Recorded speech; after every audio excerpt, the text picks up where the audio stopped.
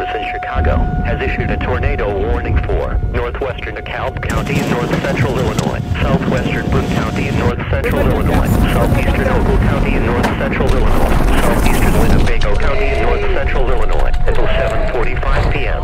At 6:57 p.m., a confirmed large and extremely dangerous tornado was located near Hillcrest, just northwest of Rochelle and moving northeast at 45 miles per hour. This is a particularly dangerous situation.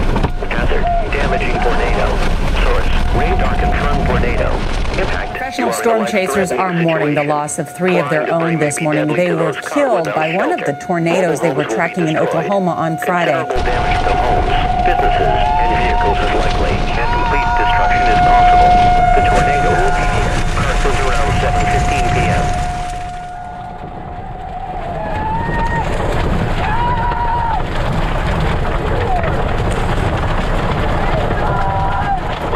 Take a look at this. The storm chaser community went out and lined themselves up to form the initials of Tim Samaras, Paul Samaras, and Carl Young.